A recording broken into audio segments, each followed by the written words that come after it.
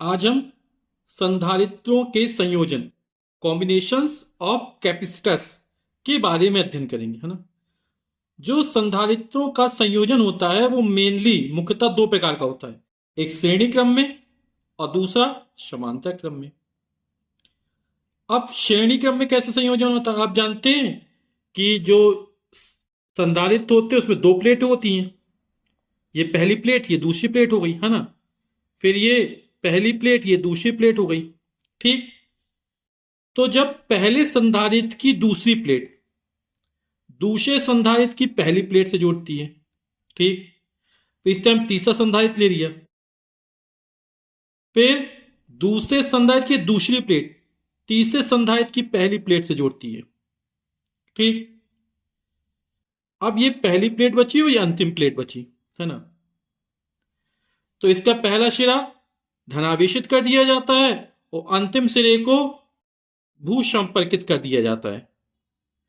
तो ये जो संयोजन तैयार होता है इसको बोलते हैं श्रेणी क्रम में। आप इसको इस तरह समझ सकते हैं कि मान लो तीन दोस्त हैं, वो एक साथ चल रहे हैं। तो पहले दोस्त का जैसे एक होता है राइट हैंड, दूसरा लेफ्ट हैंड, ठीक। फिर राइट हैंड, फिर लेफ्ट हैंड, एक दोस्त इस तरह का, दूसरा खड़ा, फिर तीसरा खड़ा, राइट हैंड लेफ्ट हैंड।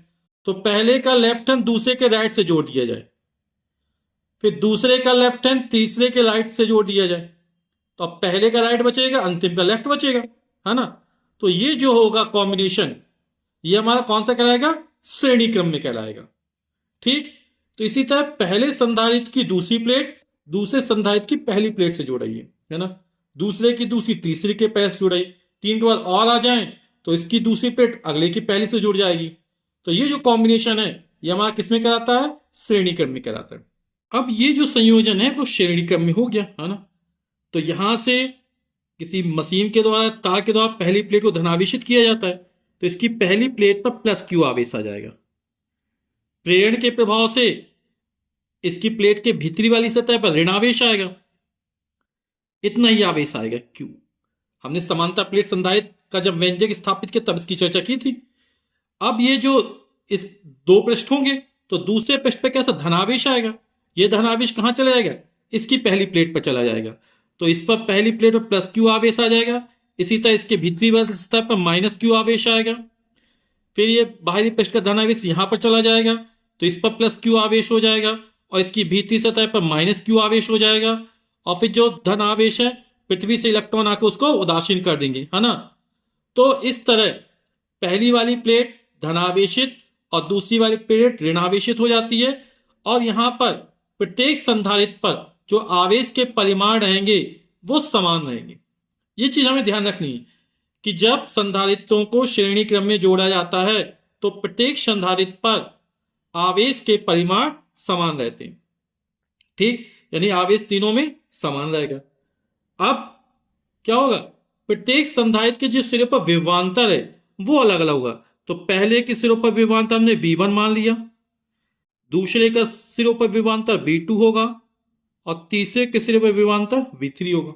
यानी कि संधारित्रों को जब श्रेणी क्रम में जोड़ा जाता है, ठीक, तब प्रत्येक संधारित्र पर आवेश की मात्रा समान रहती है, जबकि उनकी प्लेटों के बीच विभवांतर कैसा होता है, अलग अलग होता है। तो जब संधारित्रों का संयोजन श्रेणी क्रम में किया जाता है तब प्रत्येक संधारित्र पर आवेश की मात्रा समान रहती है, जबकि उनके प्लेटों के बीच विभवांतर अलग अलग होता है। तो पहले संधारित्र के प्लेटों के बीच विभवांतर V1 है, तो आप लोग जानते हैं Q बराबर CV होता है ना। तो V1 बराबर कितना हो जाएगा, Q बराबर CV, तो V बराबर Q अपॉन C हो जाएगा, है ना। तो आवेश Q। अब हमने पहले वाले संधारित्र, ये तीनों संधारित्र कैसे हैं, इनकी धारिता अलग अलग है। तो पहले वाले संधारित्र की धारिता C1 है, तभी इन पर विभव अलग अलग हो जाएंगे। दूसरे पर C2 है, तीसरे पर C3 है। तो पहले संधारित्र की धारिता C1 है तो V1 बराबर Q अपॉन C1 हो जाएगा। अब दूसरे संधारित्र की प्लेटों के बीच विभवांतर V2, तो V2 बराबर कितना हो जाएगा, Q अपॉन C2 हो जाएगा। इसी तरह तीसरे वाली संधारित्र की प्लेटों के बीच विभवांतर V3 बराबर Q अपॉन C3, ठीक। अब मान लो ये बिंदु ए है, ये बिंदु बी है।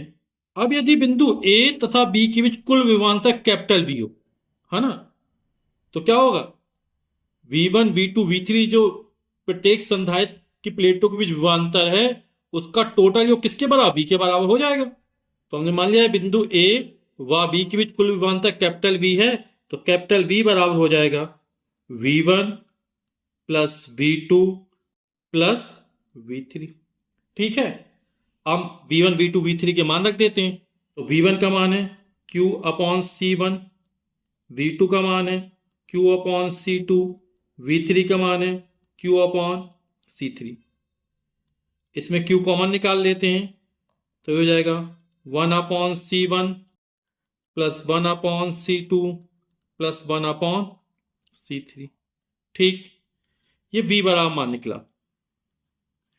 ये गुणा के रूप में पूरे से, तो Q बटे में चला जाएगा यहां पर, तो हो जाएगा V अपॉन Q बराबर 1 upon C1 plus 1 upon C2 plus 1 upon C3। यहां पे हमने तीन संधारित्र C1 C2 C3, है ना।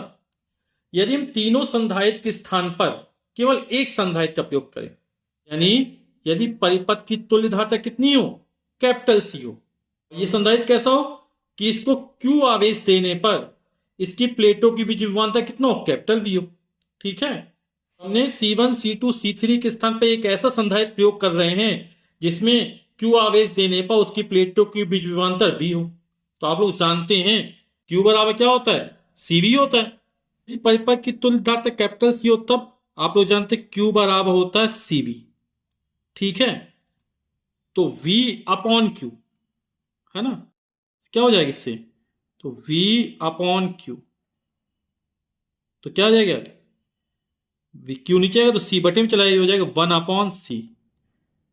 ठीक है, तो Q बराबर कितना हो जाएगा, CV हो जाएगा। ठीक, तो यानी V अपॉन Q का मान कितना निकलेगा, 1 अपॉन C निकलेगा।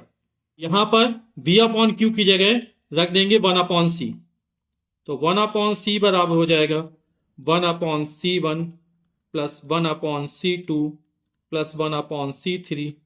यही संधारित्र की तुल्य धारिता का सूत्र है। जब तीन संधारित्र दिए जाएंगे तो 1 upon C1 plus 1 upon C2 plus 1 upon C3 हो जाएगा। 4 लिए जाएंगे तो प्लस 1 अपॉन C4 और हो जाएगा। 2 लिए जाएंगे तो ये हट जाएगा पद C3 वाला। ठीक है, तो अब संधारित्रों को समांतर क्रम में जोड़ा गया। अब समांतर क्रम आप ऐसे समझ सकते हैं जैसे आप जब पीटी में खड़े होते थे, है ना, या प्रार्थना में खड़े होते थे तो बच्चे लाइन से खड़े हो जाते थे, है ना। तो प्रत्येक बच्चे का लेफ्ट हैंड मान लो ये है, ये राइट हैंड है, तो सभी बच्चों के लेफ्ट हैंड एक ही तरफ रहते, राइट हैंड एक ही तरफ रहते थे, है ना। तो क्या करना है, इन तीनों के लेफ्ट हैंड एक साथ जोड़ दिए जाए और राइट हैंड एक साथ जोड़ दिए जाए, तो ये जो क्रम बनता है वो समांतर क्रम में बनता है। यानी कि संधारित्र की पहली प्लेटें एक साथ जोड़ दी जाए और दूसरी प्लेटें एक साथ जोड़ दी जाए, तो ये जो समायोजन है वो समांतर क्रम में कहलाता है। अब यहां पर ए सिरे को धनावेशित किया जाता है। ठीक, तो यहां पे तीन संधारित्र है। पहले वाले संधारित्र की धारिता C1 है, दूसरे वाले संधारित्र की धारिता C2 है, तीसरे वाले संधारित्र की धारिता C3 है। तो जब ए सिरे को धनावेशित किया जाता है तो जो आवेश होता है वो संधारित्र की धारिता कौन सा अलग अलग बढ़ जाता है। यानी पहले संधारित्र पर आवेश का परिमाण Q1 आता है, दूसरे पे मान लो Q2 आता है, तीसरे पर Q3 आता है। तो पहली प्लेटें धनावेशित हो जाएंगी और दूसरी प्लेटें होंगी, है ना, उसका भीतरी वाला पृष्ठ जो होगा वो प्रेरण के प्रभाव से ऋणावेशित हो जाएगा। यानी ये प्लस Q1 होगा तो ये वाला सिरा माइनस Q1 होगा, ये माइनस Q2 हो जाएगा, ये माइनस Q3 हो जाएगा। और यहां पर जो बाहरी पृष्ठ पर धनावेश आएगा, पृथ्वी से आने वाले इलेक्ट्रॉनों के द्वारा वो निरावेशित हो जाएंगे। तो अब यहां पे क्या हुआ, यदि परिपथ का कुल विभवांतर यहां पे कैपिटल V है, पिछले बार जो श्रेणी क्रम में सिद्ध किया था हमने उसमें क्या था कि आवेश के परिमाण समान थे प्रत्येक संधारित्र पर, विभव का मान अलग अलग था। यहां पर क्या है, प्रत्येक संधारित्र पे आवेश के परिमाण अलग अलग है लेकिन प्रत्येक संधारित्र के सिरों पर विभवांतर कैसा है, समान है भी है।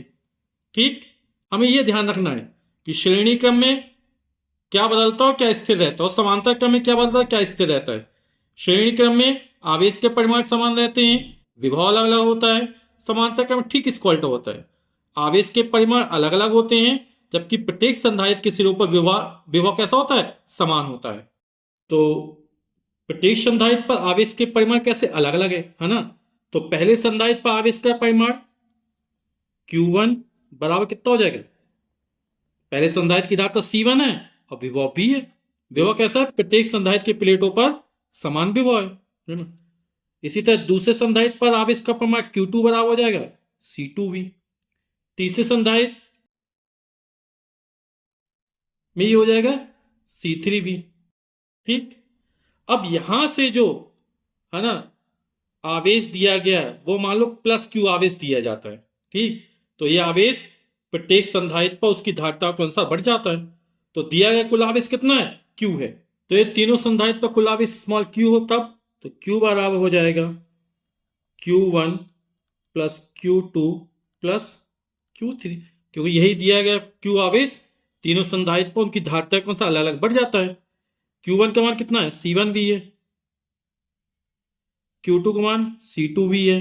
Q3 के मान C3V है।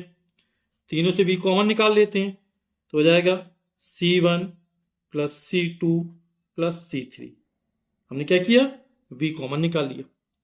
Q बराबर, अब V को बटे में ले आते हैं यहां पर, तो ये हो जाएगा हमारा Q upon V is equal to C1 plus C2 plus C3। यदि हम इन तीनों संधारित्रों के स्थान पर एक ऐसा संधारित्र प्रयोग करें सी धारिता का जिसपे +Q आवेश देने पर उसके सिरों पर विभवांतर कितना कैपिटल V हो, यानी हम कह सकते हैं तीनों संधारित्र के स्थान केवल एक संधारित्र प्रयोग किया जाए, यानी इन संधारित्रों की तुल्य धारिता कितनी मान ली, कैपिटल C मान ली। तो यदि परिपथ की तुल्य धारिता कैपिटल C हो तब हमने Q आवेश दिया, उसके सिरों विभवांतर कितना V आ जाए, ये C तुल्य धारिता हुई। तो Q बराबर CV, या इसको लिख सकते हैं बटे V लिया तो Q अपॉन V बराबर कितना हो जाएगा, C हो जाएगा, है ना। तो यहां पर Q अपॉन V की कितना रखते, C रख देंगे, या इस तरह लिखते इसको समीकरण नंबर 1 मान लीजिए, इसको मान लीजिए समीकरण नंबर 2, और समीकरण 1 और 2 से Q अपॉन V का मान C रखने पर, तो समीकरण फर्स्ट तथा सेकेंड से Q अपॉन V की जगह C रख दिया तो हो जाएगा C बराबर C1 plus C2 plus C3। यानी जब तीन संधारित्रों को समांतर क्रम में जोड़ते हैं तब C बराबर तो C1 plus C2 plus C3।